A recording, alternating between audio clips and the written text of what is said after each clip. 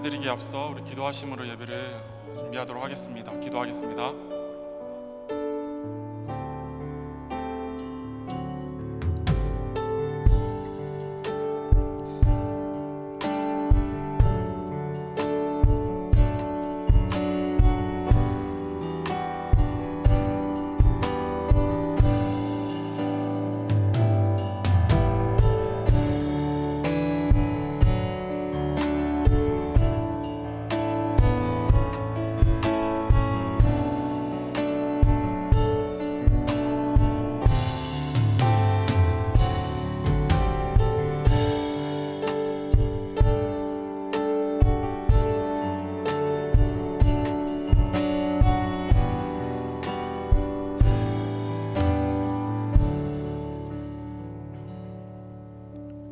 할렐루야. 전능하시고 위대하신 하나님의 이름을 찬양합니다. 거짓되고 이선된 우리의 삶 속에 진리되시고 완전하신 하나님께서 찾아오셔서 오늘 이 시간 주님을 찬양하게 하심에 너무나도 감사합니다. 하나님, 우리가 지금 이 시간 예배드림에 있어 온전히 주님만을 바라보게 하시고 우리가 영과 진리 되시는 그 주님을 온전히 경배하며 나아갈 수 있도록 주님 도와주십시오. 하나님, 우리가 삶을 살아갈 때 너무나도 부족하고 연약한 줄로 믿습니다. 하지만 주님, 내가 주님을 의지하고 주님의 말씀 앞으로 나아가길 원합니다. 오늘 이 시간 예배함에 있어 주님의 말씀으로 나아가게 하시고 우리의 순종함을 통하여서 하나님을 찬양하며 순종함을 통하여서 하나님께 예배드리는 귀한 한 사람 한 사람 예배자 될 수 있도록 주님 도와주십시오. 지금 이 시간 온전히 주님께 맡겨드립니다. 하나님, 예배를 시작하는 시간입니다. 한 사람 한 사람 가운데 성령의 은혜를 충만케 하여 주시옵소서. 주님, 너무나 감사드리며 귀하신 예수님의 이름으로 기도드렸습니다. 할렐루야. 비소청 청년부 예배 오신 여러분을 진심으로 환영합니다. 제가 말씀 하나 읽어드리도록 하겠습니다. 아버지께 참되게 예배하는 자들은 영과 진리로 예배할 때가 오나니 곧 이때라. 아버지께서는 자기에게 이렇게 예배하는 자들을 찾으시느니라. 아멘. 지금 이 시간 하나님 앞에 예배드림이 너무나도 감사한 것 같습니다.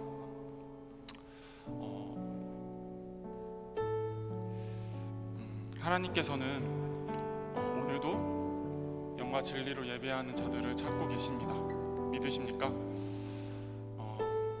하나님께서는 그런 한 사람 한 사람을 찾음을 통하여서 하나님께서는 기뻐하시고 하나님께서는 영광 받으십니다. 우리 지금 이 시간 하나님을 찬양할 때, 하나님께 예배할 때 우리 그런 예배자 되며 전심을 다하여 하나님께 예배하였으면 좋겠습니다. 우리 모두 다 같이 주와 같이 길 가는 것이라는 찬양을 할 텐데요, 우리 기쁨으로 다 같이 찬양하도록 하겠습니다.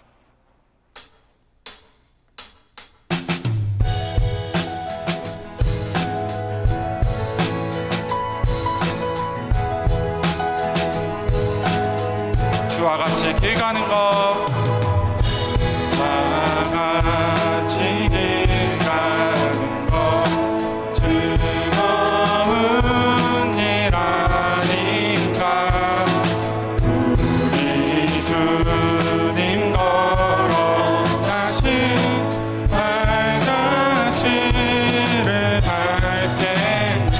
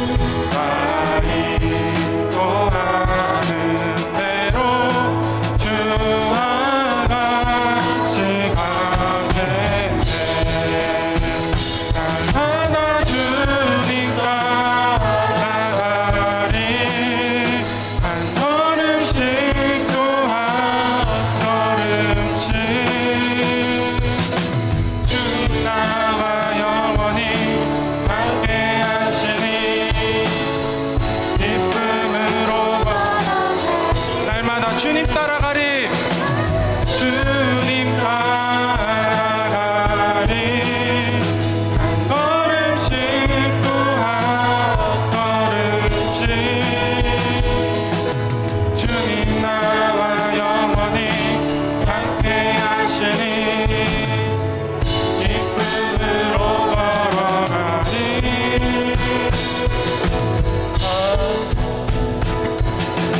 한 걸음 한 걸음 주 예수와 함께.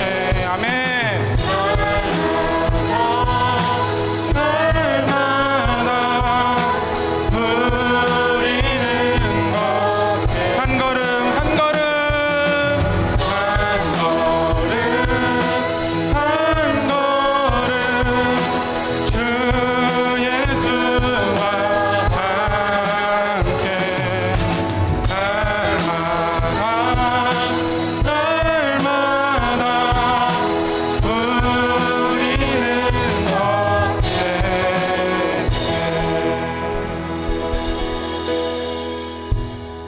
한 걸음 한 걸음 주 예수와 함께. 날마다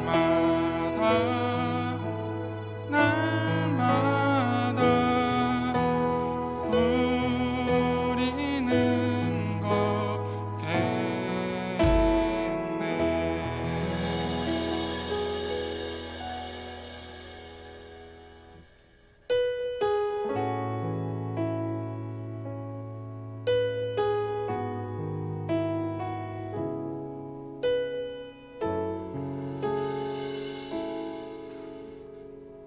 나의 소망 되신 주. 나의 소망 되신 주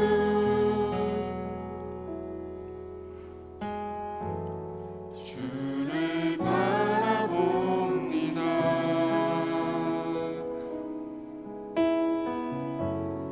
다시 오실 나의 왕 예수. 주를 기다립니다. 우리 다시 한 번 더 나의 소망 되신 주. 나의 소망 되신 주.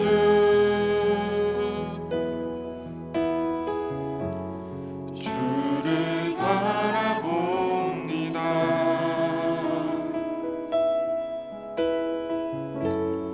다시 오실 나의 왕 예수. 주를 기다립니다. 밤이나 낮이나 어제나 오늘도 영원히 주만 찬양해.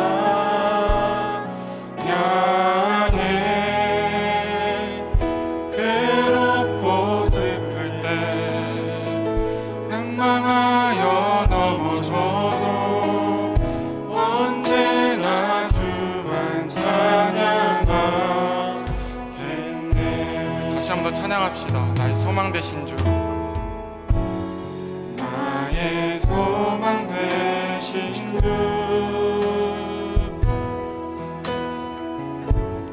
주를 바라봅니다.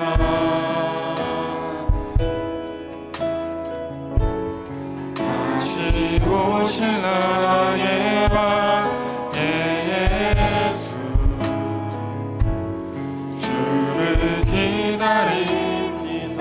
밤이나 낮이나 밤이나 낮이나 어제나 오늘도 영원히 주만 찬양해.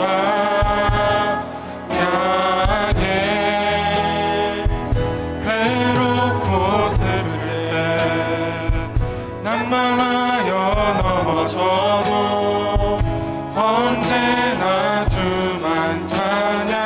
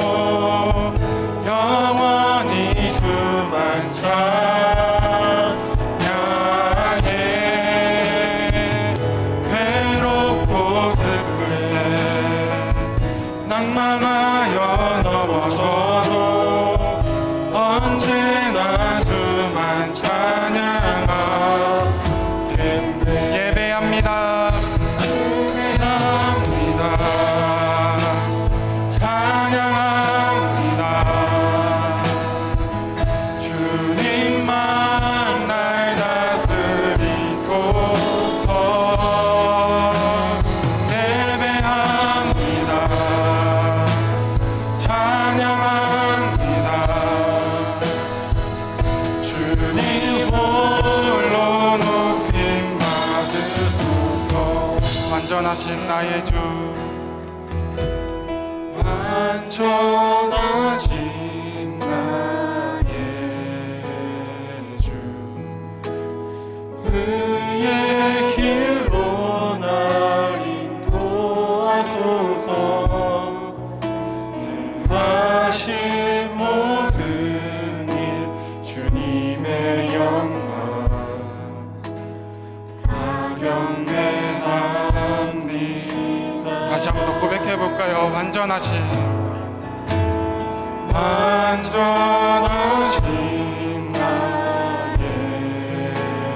주, 그의 길로 날 인도하소서. 행하신 모든 일 주님의 영광 다 경배합니다. 예배합니다. 찬양합니다. 주님만 날 다스리소서. 예배합니다. 찬양합니다. 주님 홀로 높임 받으. 우리 다시 한번 더 고백합시다. 완전하신 완전하신 나의 주, 그의 길로 날 인도하소서. 행하신 모든 일 주님의 영광 다 경배합니다. 예배합니다.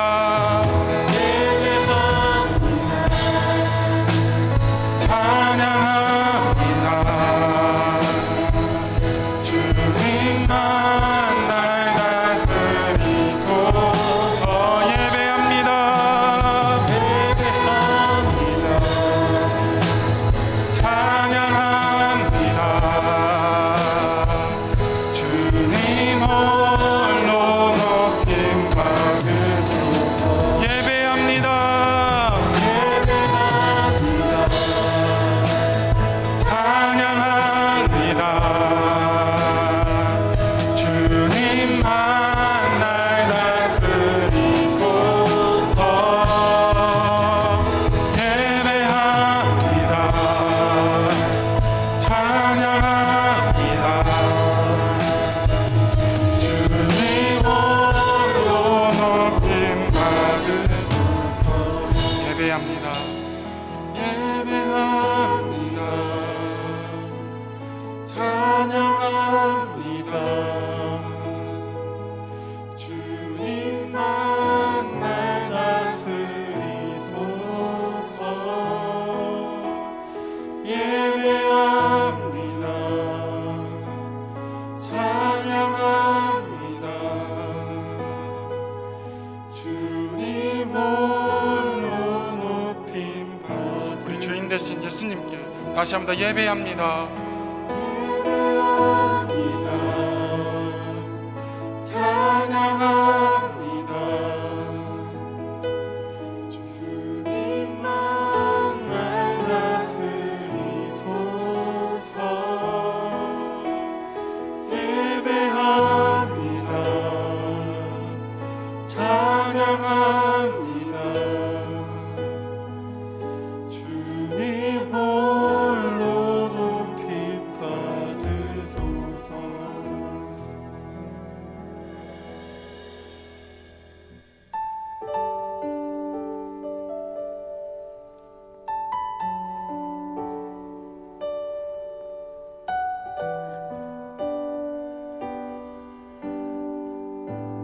주를 위한 이곳에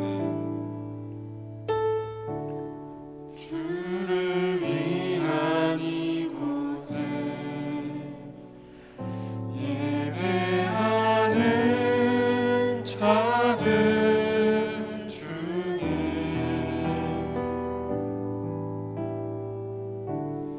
그가 참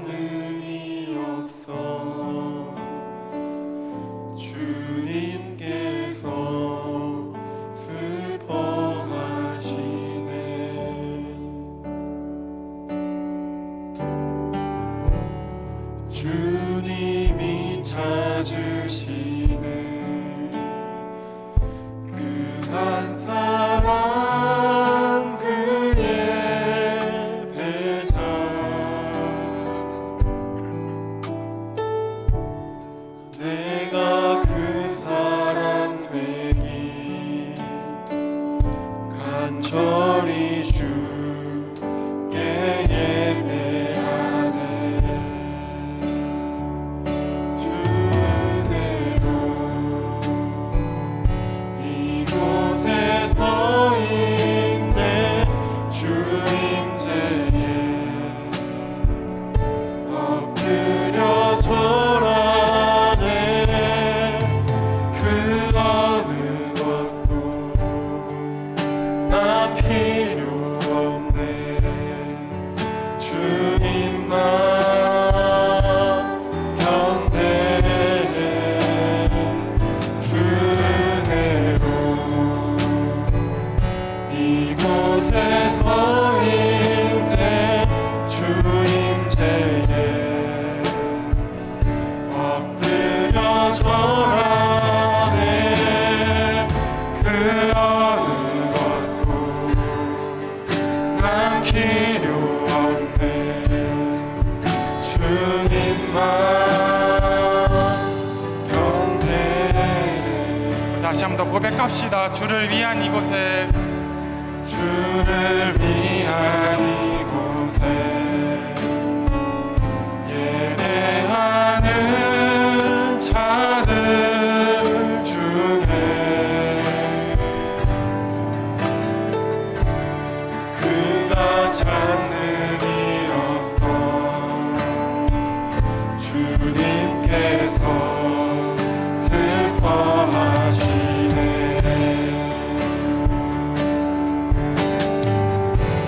주님이 찾으시는 그 한 사람 그의 대상. 내가 그 사람 되기 간절히 주께 예배하네. 주 은혜로 주 은혜로 이곳에 서 있네. 주 임재에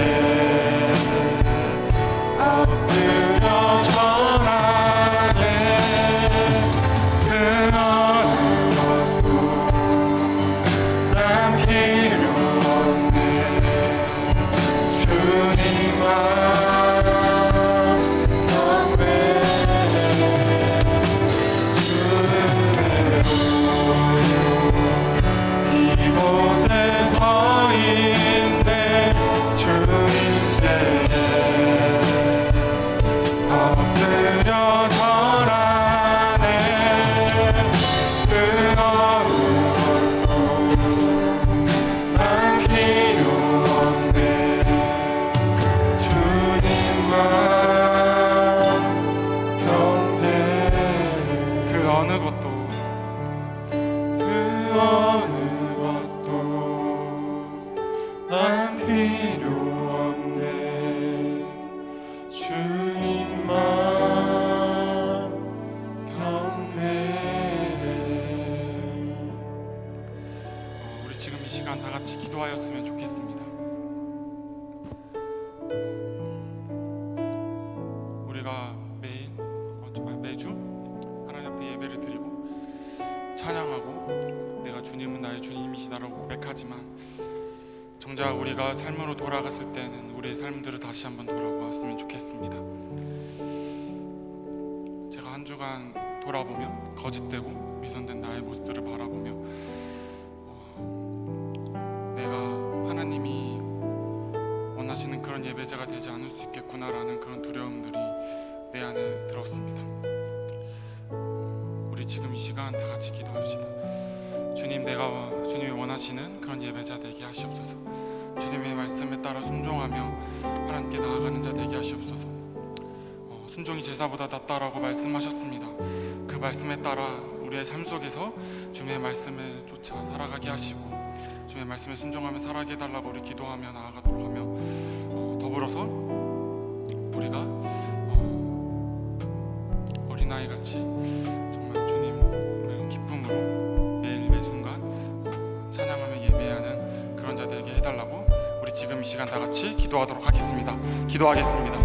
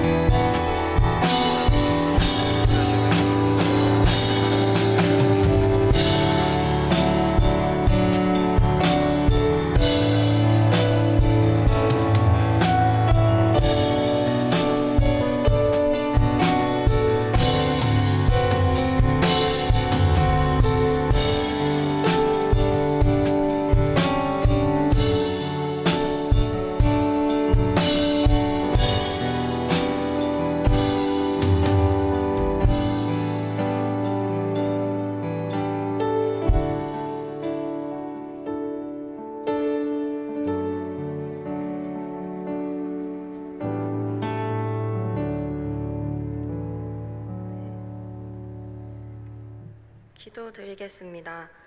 감사하신 아버지 하나님, 오늘도 거룩한 주일을 맞이하여 하나님 전으로 불러주신 은혜에 감사드립니다. 저희들이 드리는 예배 홀로 영광 받아 주시옵소서. 지난 주간도 세상에 나가 살면서 저희들의 믿음이 연약하여 하나님 말씀대로 살지 못하고 세상의 현실과 타협하며 그리스도인으로서 본분을 다하지 못한 죄를 고백합니다. 용서해 주시옵소서.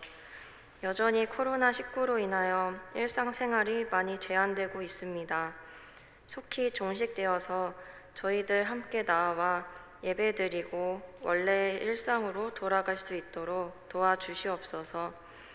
2021년이 엊그제 시작한 것 같은데 벌써 6월 중순이 넘어갔습니다. 하반기에는 청년부가 다시 하나님의 생명의 말씀으로 저희들의 영혼이 되살아나 청년부가 크게 부흥할 수 있기를 바랍니다. 이제 말씀을 듣습니다.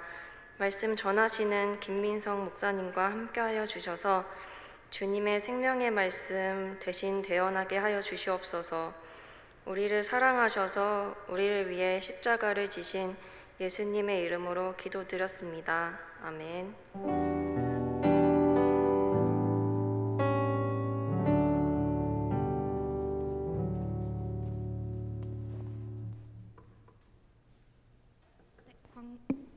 광고하도록 하겠습니다. 예배 시간은 매주 주일 오후 1시 30분입니다. 10분 전에 모여서 기도로 준비하는 청년부 되기를 소망합니다. 2021년도 주제 말씀과 표어입니다. 표어 러브 인사이드 사랑 안에 거하라. 주제 말씀 다 같이 한번 읽어볼까요? 시작. 하나님이 우리를 사랑하시는 사랑을 우리가 알고 믿었노니 하나님은 사랑이시라. 사랑 안에 거하는 자는 하나님 안에 거하고 하나님도 그의 안에 거하시느니라. 요한일서 4장 16절 말씀. 아멘. 청년부 SNS 안내입니다. 유튜브 채널과 인스타 그리고 카카오 채널 모두 팔로우 부탁드립니다. 헌금 안내입니다. 신한은행과 국민은행 사용 가능하시고요. 헌금하실 때 청년부 플러스 이름 적어주세요. 말씀 양육 안내입니다. 매주 화요일 오후 9시에 진행 계속해서 하고 있습니다. 벌써 2021년도가 절반 가까이 지나갔는데요. 지금부터 들으셔도 상관없으니까 언제나 듣고 싶으실 때 자유롭게 참여해 주시면 감사하겠습니다. 6월 나눔 모임 안내입니다. 6월 나눔 모임 주제는 기대이고요. 주일 오후 10시에 진행하고 있습니다. 줌 링크로 이것 또한 자유롭게 참여하셔도 되고요. 혹시 카메라 켜시는 게 조금 부담스러우시다면 끄시고 들어오셔서 채팅으로 기도 제목만 남겨주셔도 임원들이 기도해 드리고 있습니다. 매일 기도 신청 안내입니다. 각 그룹 채팅방에 이전에 공유되었던 링크로 접속하셔서 신청 계속 하실 수 있고요. 자유롭게 참여하시는 걸로 맡기고 있습니다. 개인이 하나님 앞에 약속하신 것들 함께 나누면 조금 더 주님 앞에 나오기에 협력할 수 있지 않을까 합니다. 많은 분들 지원 계속 부탁드립니다. 교회 창립 114주년 기념 쿠폰을 나눠드리고 있습니다. 오늘 예배 들어오실 때 배부 드렸는데요. 혹시 현장 예배 오셨는데 받지 못하신 분들 이따 예배 끝나고 저한테 오시면은 제가 배부해 드리도록 하겠습니다. 네, 찬양팀 모집 중이고요. 엔지니어도 계속해서 모집하고 있습니다. 많은 지원 부탁드립니다. 네, 축복의 시간입니다. 저희 오늘은 조금 특별하게 새로 오신 새신자 청년이 있어가지고요. 김재식 청년이고 9호 또래라고 합니다. 자리에서 잠깐만 일어나 주실 수 있으실까요? 네. 조금 민망하겠지만 이게 서 있는데 손을 그쪽으로 안 뻗어주면 더 민망하거든요. 그래서 앉아 계신 분들 손 뻗으셔서 같이 축복하셨으면 좋겠습니다. 네.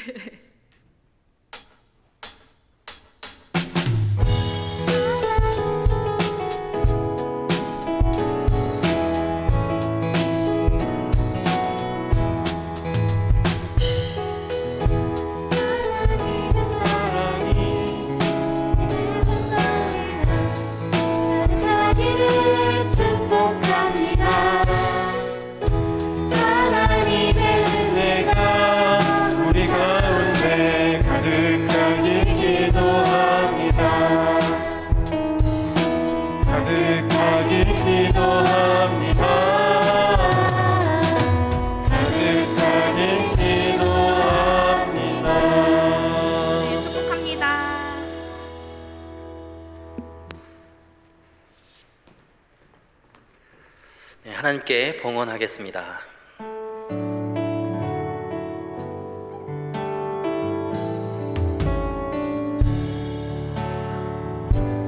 나의 맘 받으소서. 오셔서 주님의 처소 삼으소서. 나의 전부이신 주님의 마음을 받아주소서. 살아계신 하나님 아버지, 오늘은 빛과 소금 교회 창립 기념 주일입니다. 지금까지 인도하신 하나님의 사랑과 은혜에 감사드리며 이 시간 주님께 예배함으로 우리 귀한 청년들이 나아갑니다. 지금까지 교회를 지켜주셨던 보호하심과 사랑하심이 앞으로도 우리 교회와 우리 청년부에 동일하게 임하게 하여 주옵소서. 주께서 사랑하시는 우리 청년 한 영혼 한 영혼마다 주님을 더욱 갈망하며 사모하며 각자의 삶을 드려 주님을 찬양하며 감사할 수 있는 예배자의 삶을 살 수 있도록 인도하여 주옵소서. 공동체와 교회를 위해 섬기는 청년들이 있습니다. 그 섬김을 통하여 하나님의 은혜를 더욱 깊이 깨닫게 하시고 섬기는 헌신으로 인하여 더욱 예수 그리스도를 닮아갈 수 있는 축복 내려 주옵소서. 보잘것없는 예물 구별하여 드립니다. 쓰이는 곳마다 주님의 은혜와 향기가 흘러넘치게 하여 주옵소서. 감사하며 살아계신 우리 주 예수 그리스도의 이름으로 기도하옵나이다. 아멘.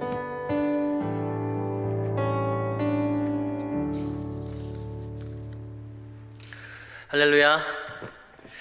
우리 하나님께 영광의 박수 올려드리겠습니다. 네, 우리 좌우에 계신 분들에게 인사합시다. 하나님께서 우리와 함께 하십니다. 네, 다시 한번 인사하실 때에 하나님께서 우리의 예배를 받으십니다.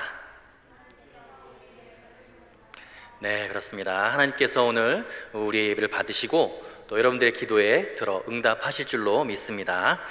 네, 여러분, 잠시 한 가지 광고를 드리겠습니다. 그 다음 주에는 공동의회가 있는 날입니다. 그래서 우리 청년부 예배를 드리시는 분들은 조금 빨리 오셔서 3부 예배 후에 우리 37년 동안 수고하고 헌신하신 담임 목사님의 원로 목사 건에 대해서 우리가 공동의회를 진행하는데 여러분들 다 오셔서 함께 참여하시고 우리 담임 목사님이 은혜롭게 은퇴하실 수 있도록 우리 청년들이 기도하고 또 그렇게 함께 참여했으면 좋겠습니다. 네, 하나님께서 오늘 우리에게 주시는 말씀입니다. 로마서 12장 1절에서 2절의 말씀인데요, 우리 한 목소리로 하나님의 말씀을 함께 받들어 읽도록 하겠습니다. 시작. 그러므로 형제들아, 내가 하나님의 모든 자비하심으로 너희를 권하노니 너희 몸을 하나님이 기뻐하시는 거룩한 산 제물로 드리라. 이는 너희가 드릴 영적 예배니라. 너희는 이 세대를 본받지 말고 오직 마음을 새롭게 함으로 변화를 받아 하나님의 선하시고 기뻐하시고 온전하신 뜻이 무엇인지 분별하도록 하라. 아멘. 네, 오늘 말씀의 제목은 그리스도인의 영적 예배라는 제목입니다. 오늘 본문인 로마서 12장 1절과 2절은 그리스도인이 과연 하나님을 어떻게 예배해야 하는지, 또 그리고 모든 그리스도인이 마땅히 합당하게 어떻게 하나님께 예배를 드려야 하는지에 대해서 잘 기록하고 있습니다. 예배가 하나님을 기쁘시게 한다라는 측면에서 살펴보려고 합니다. 예배의 영광이라는 것이 과연 무엇인가? 예배가 왜 그렇게 우리 그리스도인들의 삶에 있어서 중요한 것인가에 대해서 12장 1절을 통해서 먼저 한번 살펴보도록 하겠습니다. 1절 함께 읽겠습니다. 시작. 그러므로 형제들아, 내가 하나님의 모든 자비하심으로 너희를 권하노니 너희 몸을 하나님이 기뻐하시는 거룩한 산 제물로 드리라. 이는 너희가 드릴 영적 예배니라. 아멘. 자, 지금 그러므로라고 시작을 하고 있습니다. 그러므로. 이 그러므로라는 말이 의미하는 것이 뭐냐면, 사실 로마서 1장에서부터 오늘 본문 바로 직전인 로마서 11장까지 아주 중요한 하나님의 섭리에 대해서 바울이 장황하게 설명을 쭉 해놨습니다. 오직 믿음으로 의롭게 되는 진리에 대한 이야기를 아주 완벽하게 바울이 설명을 해놨어요. 그리고 나서 마지막으로 결론을 지으면서 그러므로 라고 이야기를 하는 것입니다. 그러므로, 결론적으로 그런 의미이죠. 믿음으로 의롭게 되는 그 진리의 결론이 무엇이냐? 합당하게 예배를 드리는 것이다. 예배라는 것으로 결론을 내리고 있습니다. 그러면 그 예배가 뭐냐? 하나님의 모든 자비가 집약되는 순간이 바로 예배다라는 것입니다. 지금 우리가 드리는 이 예배를 통해서 하나님의 모든 자비가 하늘로부터 쏟아지고 하나님의 은혜를 경험하게 되는 바로 놀라운 그 순간이 지금 우리가 드리고 있는 바로 이 예배의 순간이다라는 거예요. 그리고 또 한 가지 예배의 아주 영광스러운 것이 뭐냐면, 예배를 통해서 서로 용납하고 받아들이고 서로 함께하는 그 자체, 나와 다른 사람들이 함께 모여있는 이 자체가 바로 이것이 하나님이 받으시는 산 제사로 드려진다라는 것을 의미하는 것입니다. 1절에 보면 너희 몸을 이라고 여러분 기록되어 있지 않습니까? 너희 몸을. 그런데 이것이 헬라어 원문에 보면 너희 몸들을 이라는 복수로 기록되어져 있어요. 그러니까 너희의 몸들을 제물로 드리라, 이 말은 바울이 지금 오늘 본문인 로마서를 통해서 로마 교회에 편지를 보내고 있는 상황에서 왜 너희 몸들이라는 복수로 이 예배를 기록했는가? 로마 교회가 지금 이방인 크리스천과 유대인 크리스천으로 나누어져 있어서 그래요. 서로를 용납 못하는 것입니다. 유대인 크리스천들은 율법이 우리에게서 나왔다, 우리가 정통이다 라고 주장을 하고, 이방인 크리스천들은 무슨 소리냐, 믿음이 최고지 율법이 무슨 소용이냐 하면서 서로 싸우고 있는 관계라는 거예요. 이런 가운데 너희의 모든 몸들을, 육체들을 서로 용납하고 받아들이고 함께 하나님을 예배하는 것이 너희가 드릴 영적 예배다라고 바울이 이야기를 하는 것입니다. 유대인이나 이방인이나 남자나 여자나 종이나 자유인이나 차별 없이 함께 하나님께 드리는 예배, 그것이 바로 하나님이 받으시는 산 제물이 되는 것이다 라는 거예요. 그래서 여러분, 예배를 통해서 사람을 차별하거나 예배를 통해서 하나님을 구별하면, 사람을 구별하면 안 됩니다. 우리 모두가 다 하나님 앞에서 다른 사람들을 차별하지 않고 구별하지 않고 서로 용납하고 함께 하나가 되는 것, 그 자체가 예배다라고 바울은 이야기하는 것입니다. 그것이 가장 거룩한 삶의 예배라는 것입니다. 그것이 합당한 예배다, 영적인 예배다 라는 말이 마지막에 나오는 헬라어 원어로는 그것이 합리적인 예배다라는 의미인 거예요. 이성적인 예배다라는 것이죠. 헬라어에서는 영적이다라는 것이 합리적이고 이성적이다라는 의미와 같은 의미입니다. 그렇기 때문에 우리는 예배는 가장 합리적이고 질서 정연하게 드려져야 한다라는 그런 의미가 있어요. 예배를 드리는 순간 인간은 가장 존귀해지고 거룩해집니다. 여러분, 인간이 이 땅에서 할 수 있는 가장 거룩한 행위가 바로 예배를 드리는 그 행위라는 거예요. 예배의 영광이 뭐냐면 유일하신 하나님만 예배하기 때문에 인간은 그 어떤 피조물도 어떤 물건도 숭배하지 않고 가장 자유한 존재가 되는 그 순간이 하나님 한 분만을 경배하는 바로 그 예배의 순간이라는 거예요. 그래서 예배는 대단히 영광스러운 것입니다. 하나님의 자비가 집약되어져 있고 우리가 서로를 용납하고 인간이 가장 존귀해지는 아주 이상적인 합리적인 것이 바로 예배다라는 이런 내용입니다. 그리고 오늘은 특별히 그리스도인의 예배에 대해서 아주 중요한 한 가지 초점을 이야기하려고 합니다. 그것은 하나님을 기쁘시게 하는 것이 예배다라는 거예요. 한번 따라해 보겠습니다. 하나님을 기쁘시게 하는 것이 예배다. 아멘. 그래서 1절 중간에 그런 말씀이 나와 있죠. 너희 몸을 하나님이 기뻐하시는 거룩한 산 제물로 드리라. 하나님이 기뻐하시도록 하는 것, 이것이 예배라는 거예요. 여러분, 무엇이든지 자세가 정말 중요합니다. 마음 자세가 어떤가, 어떤 의도를 가지고 어떤 태도로 어떻게 행하고 있는가. 예배도 마찬가지. 어떤 자세, 어떤 마음으로 드리느냐가 대단히 중요합니다. 정말 중요한 것은 뭐냐면 마음의 자세예요.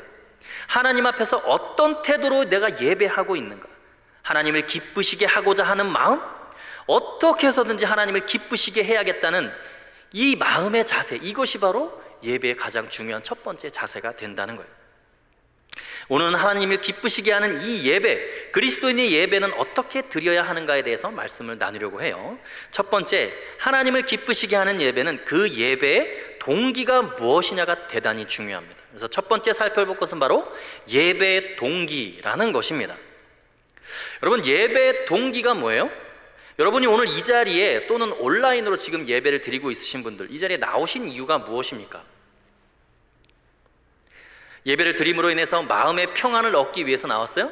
아니면 삶의 지혜를 얻기 위해서? 아니면 어떤 안정된 이 심리적인 마음, 이것을 얻기 위해서 나왔나요? 뭐 여러 가지 이유가 있겠죠. 근데 지금 예배의 가장 중요한 동기는 뭐예요? 하나님을 기쁘시게 하는 것. 거기에 아주 중요한 예배의 동기가 있다는 것입니다. 영국에 가면 웨스트민스터라는 사원이 있습니다. 사진을 좀 띄워주시죠. 네. 많은 사람들이 이 런던만 가면 이곳부터 방문을 합니다. 그 이유가 뭘까요? 영국 왕의 대관식이 이루어지는 것이고, 거기에는 영국의 유명한 소설가나 시인이나 예술가나 정치인이나 정말 영국이 자랑스러워하는 역사적인 인물들의 묘가 거기에 있습니다. 그러니까 여행 오는 사람들이 그 영국의 숨결, 그 현장을 느끼고 싶은 거예요. 그 위대한 영웅들을 만나보고 싶은 거예요. 그래서 거기를 가장 첫 번째로 방문을 많이 한다는 거예요. 근데 그럼 원래 웨스트민스터 사원이 뭐 하는 곳입니까?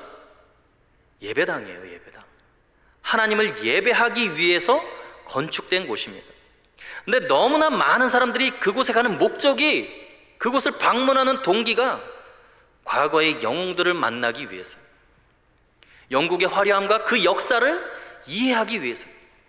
여러분, 교회가 조직화되고 대형화되고 굳어지게 되면 가장 먼저 나타나는 타락의 현상이 뭐냐면 교회에 오는 목적과 동기가 변질된다는 거예요.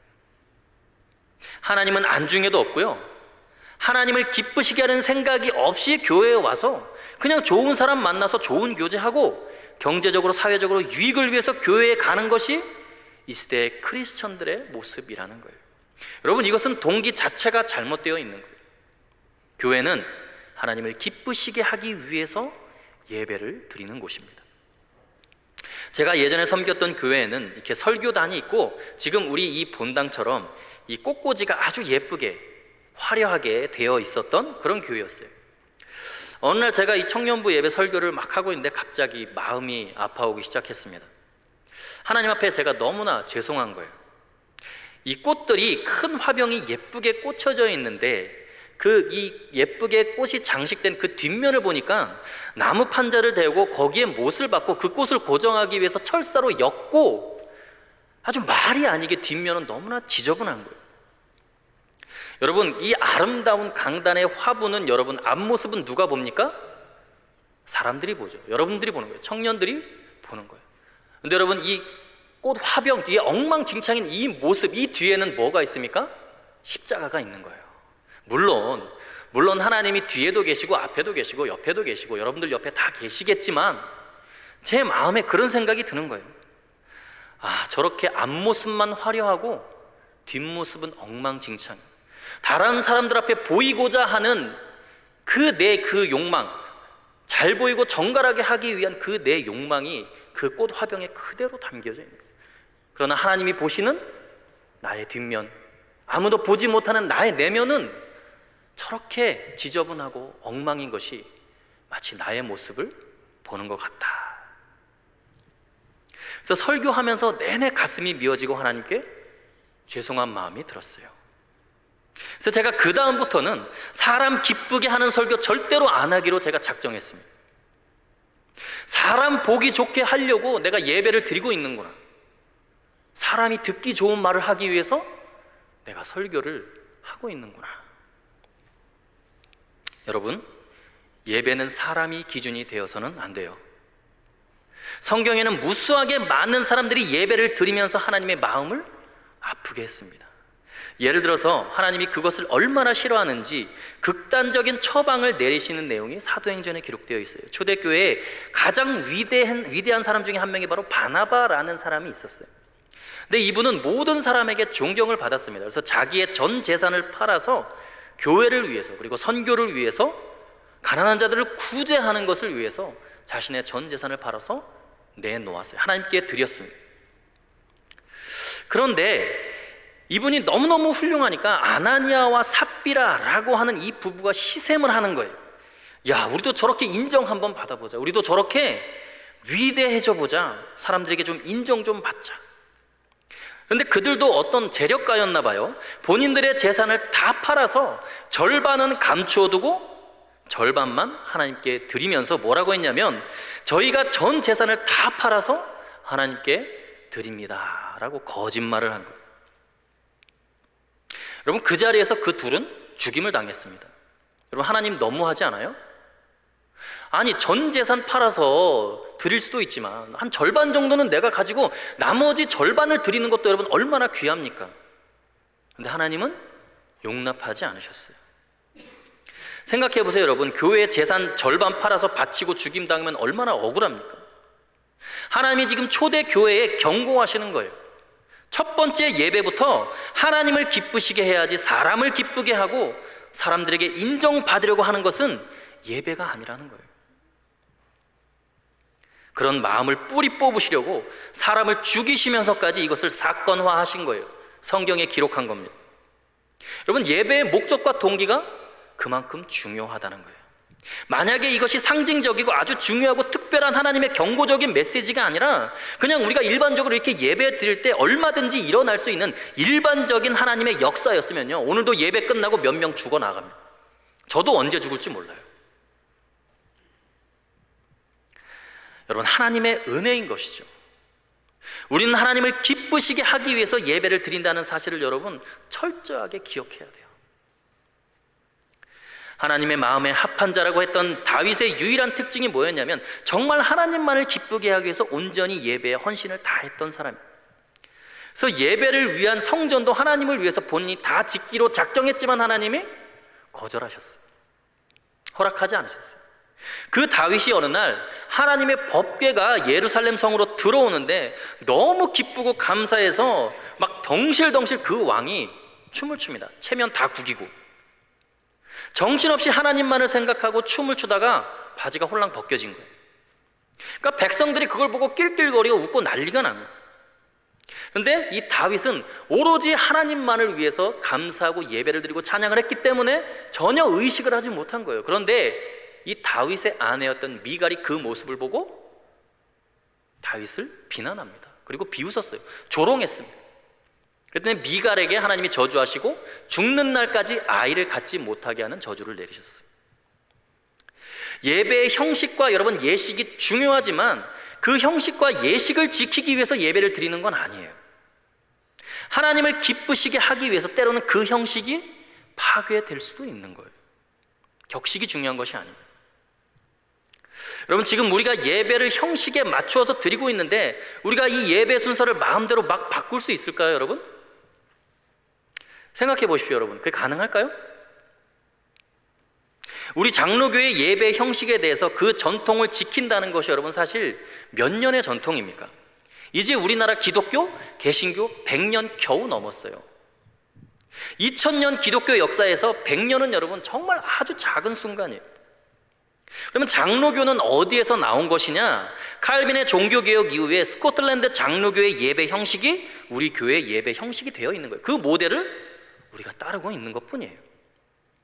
근데 여러분, 우리 교회의 예배 형식은 존 낙스와 그 밖에 많은 청교도들이 든 그 수많은 예배 형태 중에 겨우 한 가지 형태에 불과한 거예요.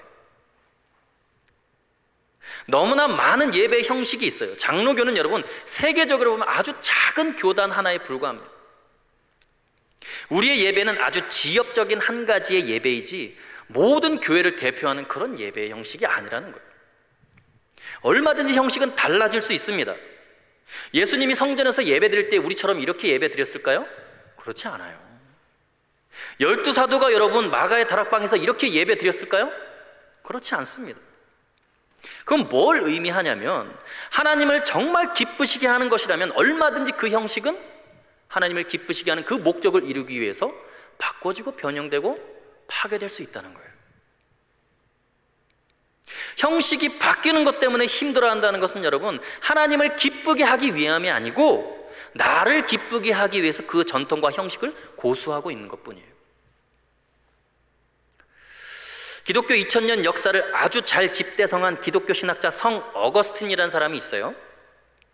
그리고 18세기에 유럽에서 종교개혁으로 인해서 유럽의 피해 혁명들이 진행되고 있을 때 영국을 그 피해 혁명으로부터 구원하고 말씀으로 영국을 완전히 새롭게 한 사람이 바로 존 웨슬레라고 하는 사람이에요. 그리고 웨스터민스터 신앙고백이라는 우리 개신교, 이 장로교의 가장 중요한 신앙고백을 집필한 사람 중에 한 명이 바로 리처드 백스터라고 하는 사람입니다. 근데 이 사람들이 공통적으로 주장하는 아주 중요한 한 가지 가치가 있습니다. 그 중요한 가치가 바로 이런 내용입니다. 여러분 함께 읽어보겠습니다. 시작. 복음의 본질에는 일치를, 비본질적인 것에는 자유를, 이 모든 것에 사랑을. 정말 진리 가운데 사는 사람들의 말과 생각은 여러분 이렇게 멋있고 열려 있어요. 복음의 본질, 예수님이 유일한 구세주이시고 십자가만이 우리의 희망이라는 오직 믿음과 은혜로 구원을 얻는다는 아주 본질적인 것은 여러분 양보할 수가 없다는 거예요. 나머지 형식과 전통에 대해서는 어때요? 비본질적인 것에는 자유함을, 그리고 나머지 그 모든 것은 뭐예요? 사랑을. 하나님을 기쁘시게 하는 핵심적인 진리와 가치관은 바로 여러분 이런 거예요. 오늘 바울이 고백하는 예배, 합당하고 합리적인 산 제사를 드리는 예배는 뭐냐? 바로 하나님을 어떻게 하는 거예요? 하나님을 기쁘시게 하는 거예요. 여러분들의 예배의 동기가 반드시 하나님을 기쁘시게 하는 것이 될 수 있기를 간절히 소망합니다. 두 번째, 예배의 주인공을 기억하라 라는 거예요. 하나님을 기쁘시게 하는 것이 뭐냐? 바로 예배의 주인공, 나의 삶의 주인공, 우리의 예배와 삶의 가장 중심이 될 분, 예배의 주인공을 기억하라는 것이죠. 우리는 하나님이 주인공이 되는 삶을 살아야 돼요. 그것이 예배적인 삶이라는 것입니다. 지금 여러분 이 자리에 나온 것은 여러분 정말 여러분 한 분 한 분 대단한 분들이에요. 왜냐하면 이 코로나 시국에 집단 감염의 온상이라는 오명을 안고 있는 이 예배당에 온 것, 여러분 보통 헌신으로 불가능한 일입니다. 그렇지 않아요? 여러분 주일에 코로나 때문에 교회는 오지 않아도요, 직장의 사교 모임은 가야 돼요. 현장 예배는 코로나 때문에 못 나온다고 하면서 만나고 싶은 친구들은 반드시 다 만납니다. 여러분 이것이 이 시대의 그리스도인들의 모습이에요. 여행은 자연스럽게 다니면서 하나님과의 약속은 너무나 쉽게 저버립니다. 그러고도 내 삶의 중심이 하나님이라고 고백하는 것은 여러분 위선이에요. 주일에 직장에 중요한 모임이 있을 수 있고, 자연을 찾아서 힐링도 해야 되고 공부도 해야 되고 친구도 만나야 하지만 그 모든 것을 다 뿌리치고 이 자리에 나오신 여러분 대단한 분들입니다. 내 인생의 주인공은 하나님이시다, 내 인생은 하나님 중심으로 돌아간다라고 하는 하나님을 향한 고백을 여러분들은 지금 몸으로 하고 있는 거예요. 더구나 주일은 여러분 누구를 기쁘시게 하는 거예요? 하나님을 기쁘시게 하는 거예요. 일주일에 다른 6일 동안은 내가 내 마음대로 살았다 하더라도 주일, 하나님이 주인 되신 이 날은 온전히 하나님께 바치는 날이에요. 하나님께 드리는 날입니다. 그분 중심으로 나는 살아간다 라고 하는 하나님과의 선약이 되어 있는 만남의 시간이라는 거예요. 여러분 죽을 때까지, 숨 넘어갈 때까지 주일은 하나님께 예배한다라는 선약이 되어 있다라고 인식이 되어 있어야 돼요. 이미 약속이 되어 있는 거예요, 여러분. 이것이 바로 하나님을 가장 기쁘시게 하는 태도라는 거예요. 여러분이 속한 회사나 여러분에게 가장 소중한 사람들이 주일날 좀 만나자, 회의하자, 어디에 가자라고 할 때 여러분 그냥 율법적으로 생각해서 안 간다라고 이야기할 것이 아니고, 하나님 앞에 예의가 있는 사람이라면, 상식적인 사람이라면 내가 중요한 분과 선약이 되어 있습니다. 선약이 있다라고 말을 하면 되는 거잖아요. 너무나 중요한 분과 선약이 있기 때문에 그 시간은 불가능합니다. 여러분 그렇게 얘기를 해야 맞는 거 아니에요? 하나님이 여러분에게 정말 중요한 분이라면 여러분 어떻게 선약을 깰 수 있겠습니까? 앞으로 여러분의 인생에 남은 주일은 다른 사람이 침범하지 못하게 해야 돼요. 주일은 하나님이 주인공이 되는 날이에요. 내가 주인공이 아니고 하나님을 기쁘시게 하기 위해서 존재하는 날이에요. 이건 여러분 아주 순교적인 각오로 승리해야 될 일입니다. 그러면 여러분들에게 물질적인 손해가 있을 수 있겠죠. 인간적인 어려움이 있을 수 있습니다. 관계 가운데 어려움이 있을 수 있어요. 사회적 지위가 아주 곤란해질 수도 있겠죠. 그래도 내 인생은 하나님이 주관하시고 내 인생을 이끌어 가시는 분이 하나님이시기 때문에 사람의 영향력 아래 있는 것이 아니라 살아계신 하나님이 주인이시기 때문에 그분이 나의 생사화복을 주관하고 계시니까 사람보다 그분에게 잘 보이는 게 더 중요합니다.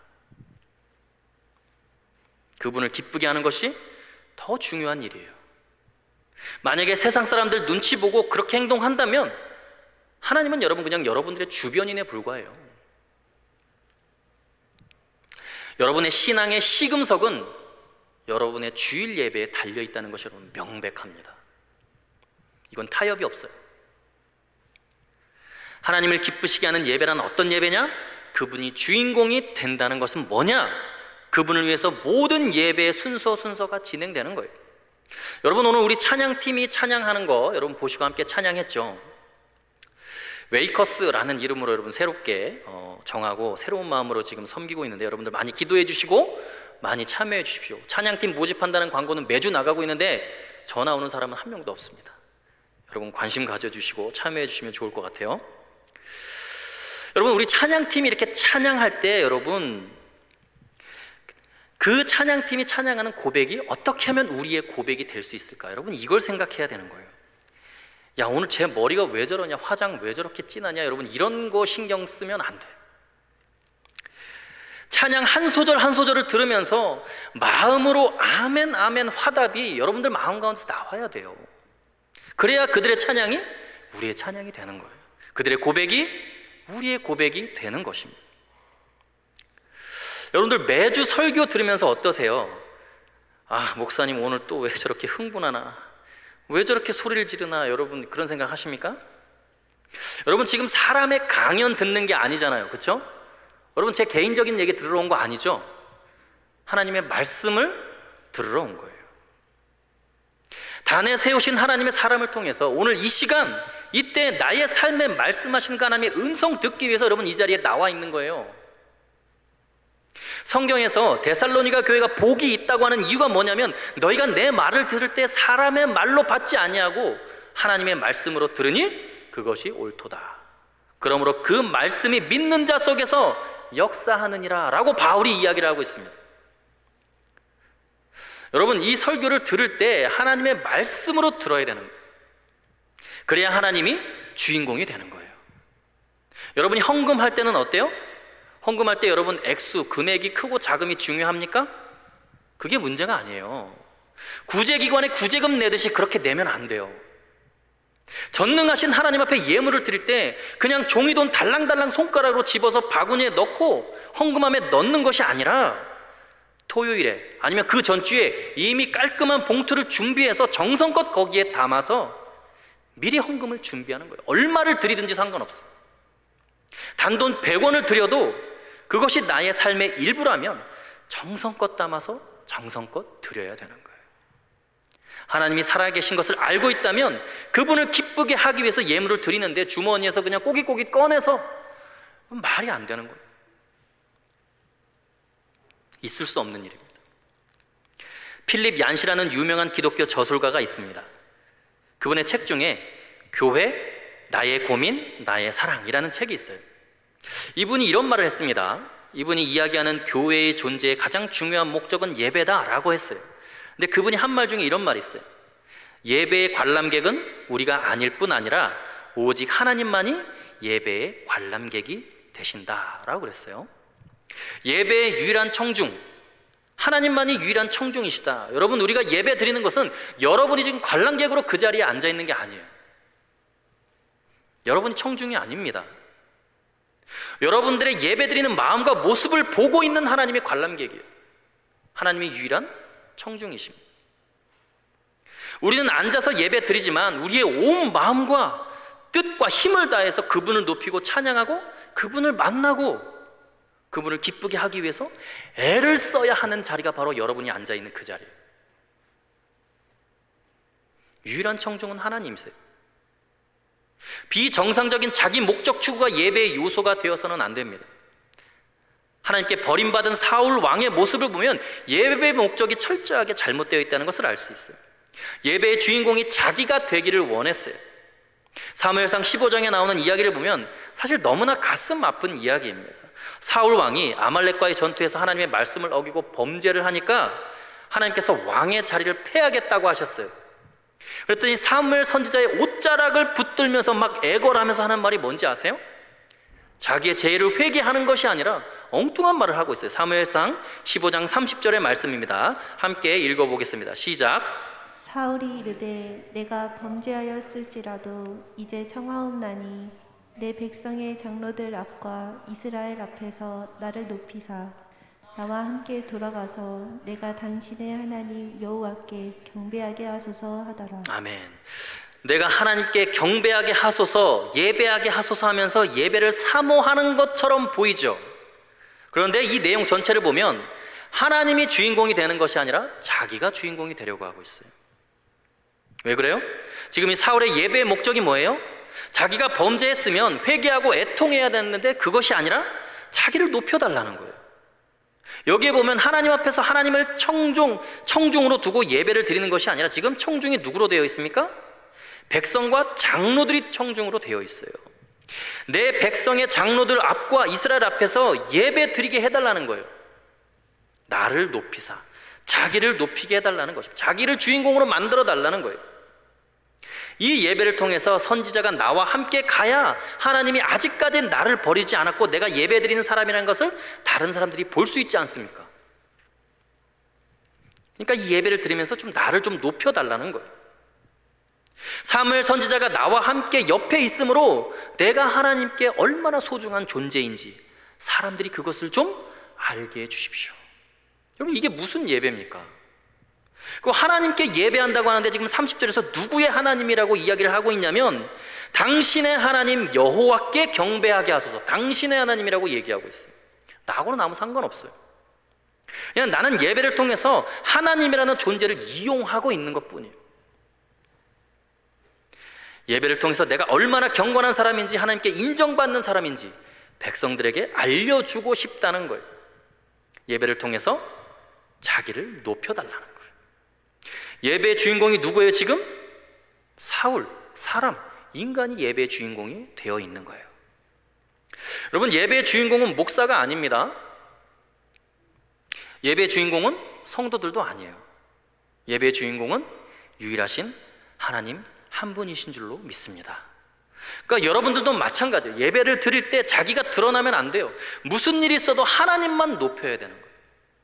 나의 하나님, 그분께 내가 예배하리다. 그분만을 높여야 되는 거예요. 하나님을 기쁘시게 하는 것, 그분을 주인공으로 높여드리는 것이 왜 우리에게 이렇게 의미가 있을까요? 왜 하나님이 그렇게 예배의 주인공이 되어야 한다라고 이야기를 하는 것일까요?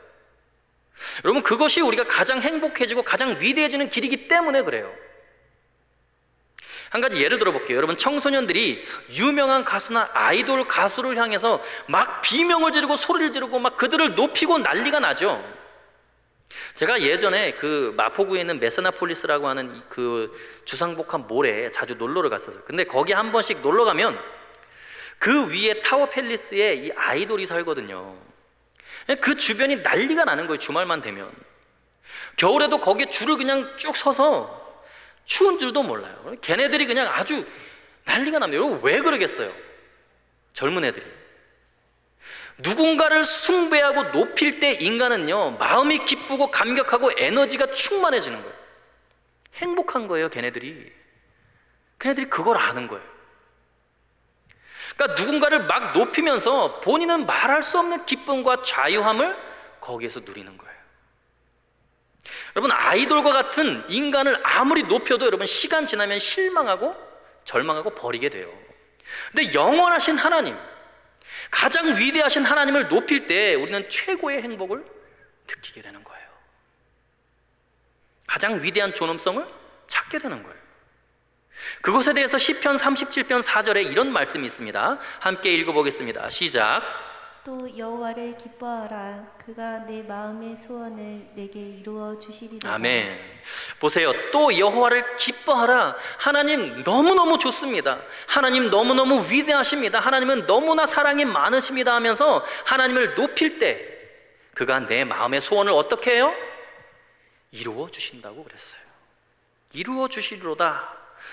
만약에 여러분이 결혼해서 여러분 지금 자녀가 없겠지만 여러분의 자녀가 여러분에게 와서 5만 인상을 다 쓰고 있고 아빠 엄마 당신이나 잘하세요 그런 태도로 여러분 부모를 대한다면 여러분 자식이 원하는 거 들어주고 싶어요? 그렇지 않죠.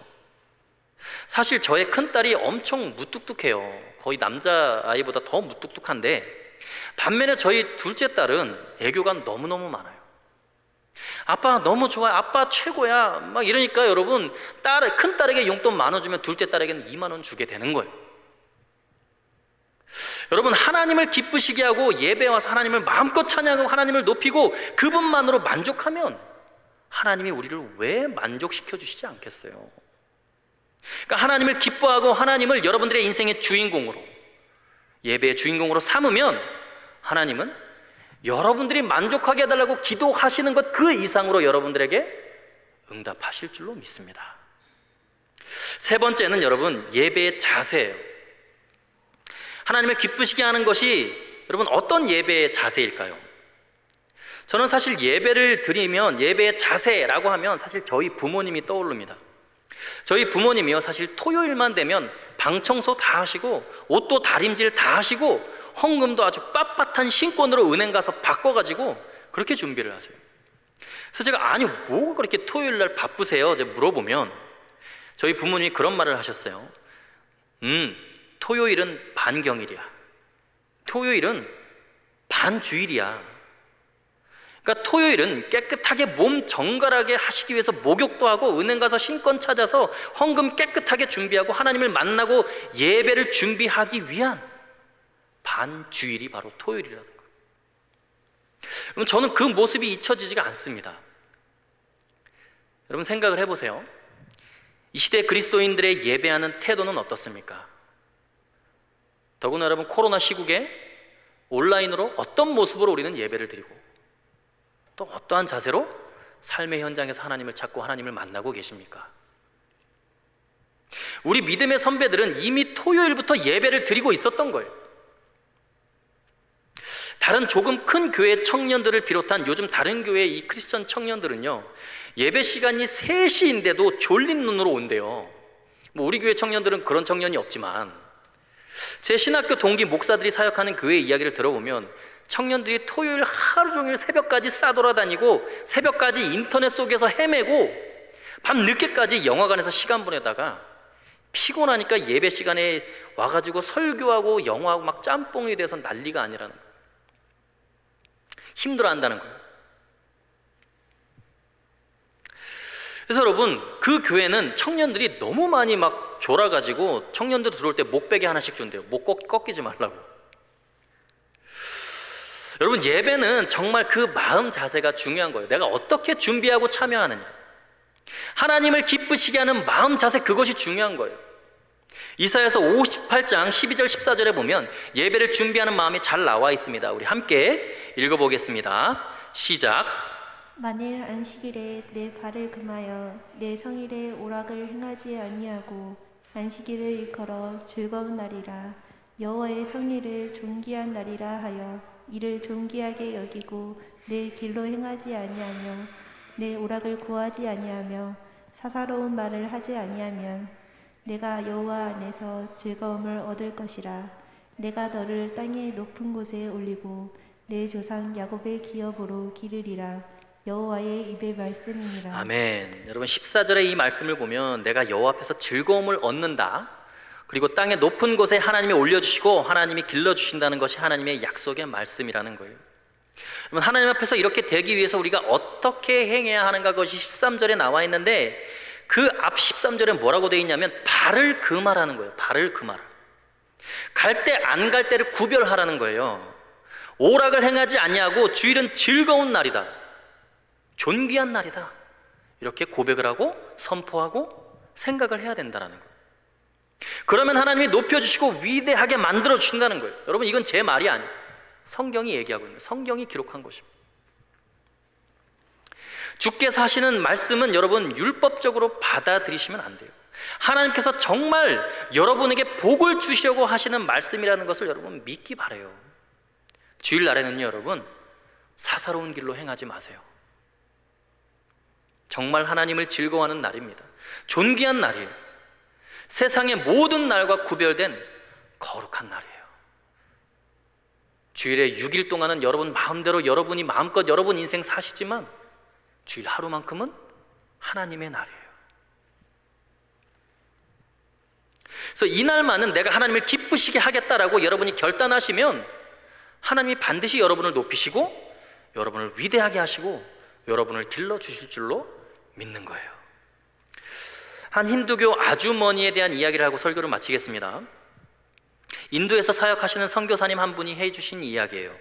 제가 아제르바이잔 선교사할 때 인도의 선교사님이 해주신 이야기입니다. 인도의 힌두교를 잘 믿는 아주머니 한 분이 겐지스 강가로 걸어오고 있는데 양손에 아들 둘의 손을 잡고 이렇게 걸어오는 거예요. 근데 그것을 보는 순간 이 선교사님이 그것이 무엇을 의미하는지 깨달은 거예요. 그래서 가슴이 찢어지는 듯한 아픔을 느꼈대요. 왜냐하면 인도의 수천 년 역사를 통해서 지금 자식 둘 중에 하나를 힌두교 신에게 제물로 바치려고 데리고 오는 거예요.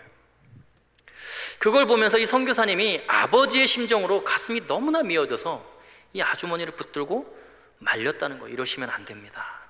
이것은 인간이 할 짓이 아닙니다. 막 말리는데도 이 선교사님의 몇 마디로는 이 수천 년 동안 내려오던 자신의 힌두교의 종교적인 관습을 도저히 바꿀 수가 없는 거예요. 근데 둘 중 한 아이는 이 시각장애인이었어요. 한 손에 붙들려 있는 아이는 시각장애인이었고 다른 손에 붙들려 있는 아이는 아주 잘생기고 정상적인 아들이었어요. 그래서 선교사님이 잠깐 다른 곳에 이제 볼일을 보고 돌아오니까 이 겐지스 강가에서 그 아주머니가 한 아이의 손만 붙들고 있는 거예요. 우두커니 슬픈 얼굴로 가슴 아픈 모습으로 서 있는 거예요. 이미 한 아이를 제물로 바치고 온 거죠. 그러니까 선교사님이 가까이 가서 위로해 주려고 이렇게 보니까 손에 붙들려 있는 아이가 시각장애인인 아이였다는 거예요. 근데 선교사님이 아니 아주머니 이게 무슨 짓이냐고, 그리고 왜 이 장애를 가지고 있는 아이만 데리고 있냐고, 앞으로 이 아이를 평생 뒷바라지하고 어려운 삶을 살아가야 될 텐데, 그랬더니 이 아주머니가 정색을 하면서 깜짝 놀라면서 이 선교사님에게 그런 말을 했다는 거예요. 당신이 당신의 신에게 예물을 드릴 때 못난 것, 흠이 있는 것을 골라서 바치십니까? 우리는 신에게 예배할 때 그렇게 하지 않습니다. 가장 귀하고 가장 가치 있고 좋은 것으로 신을 기쁘시게 하는 것이 예배지 어떻게 신에게 흠이 있는 것을 바칠 수 있습니까? 그 이야기를 듣고 그 선교사님 충격을 받았어요.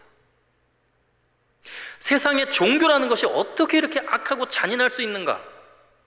하나님이 가장 싫어하는 짓을 예배라고 이것을 드리고 있다는 거예요. 말이 안 된다는 거죠. 근데 그 이야기를 들으면서 제가 더 하나님 앞에서 마음 아팠던 것이 있어요. 그게 뭐냐?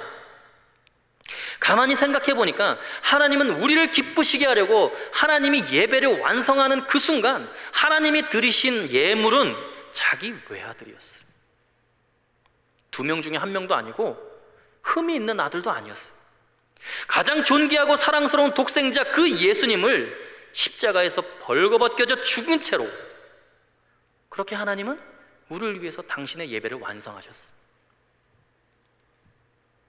하나님 나의 하나님 어찌하여 나를 버리시나이까, 그 절규를 들으시면서 물과 피를 다 쏟아내고 있는 그 아들을 제물로 바치면서 하나님은 우리를 위한 예배를 완성하셨어요.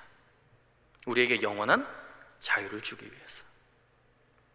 여러분, 다른 모든 종교의 신은 인간에게 재물을 요구하고 물질을 요구하지만 우리 하나님은 우리에게 하늘과 땅을 만들어 주시고 천지를 우리에게 주시고 마지막에는 자신의 아들을 주시고 제물로 바치심으로 우리의 예배를 완성하시고 우리의 살 길을 열어놓으셨어요.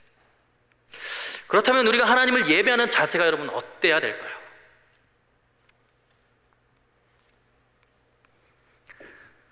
여러분이 이렇게 앉아서 예배드리는 기쁨으로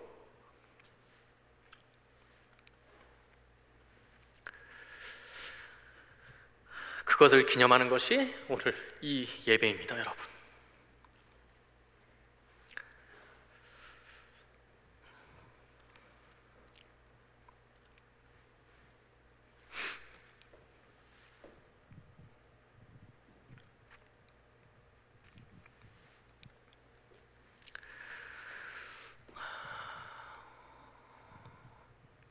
그런 예배를 드리시는 여러분들 꼭 되시기를 간절히 소원합니다.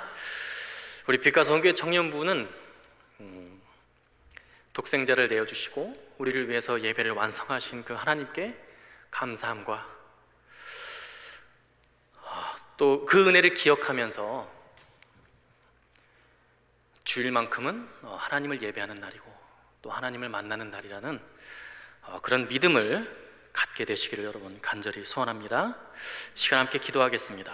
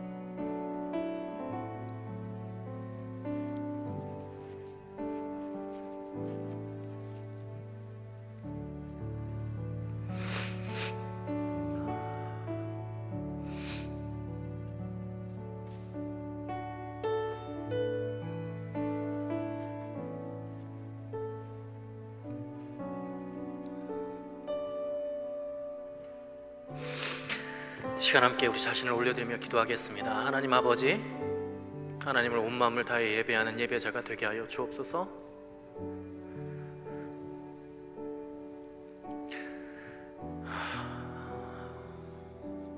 하나님, 우리는 그동안 주일날 얼마나 우리 마음대로 시간을 보내고 사사롭게 행동했는지 하나님, 우리 자신을 돌아보기를 원합니다.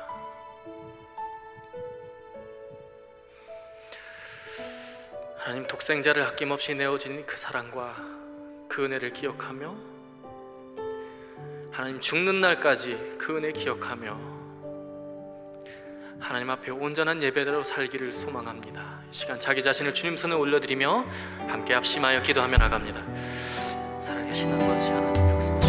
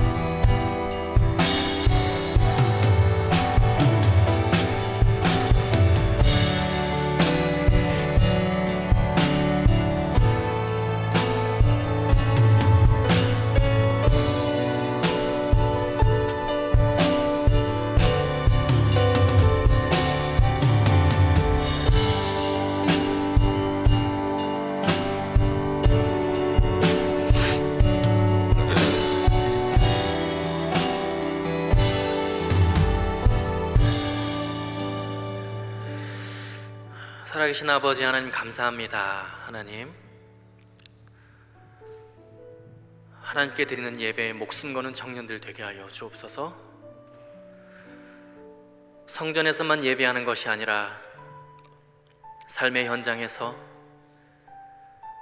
하나님이 기뻐하시는 예배자들이 될 수 있도록 하나님, 우리 빛과 소금 교회 청년들 한 영혼 한 영혼을 주님 인도하시고 축복하여 주옵소서.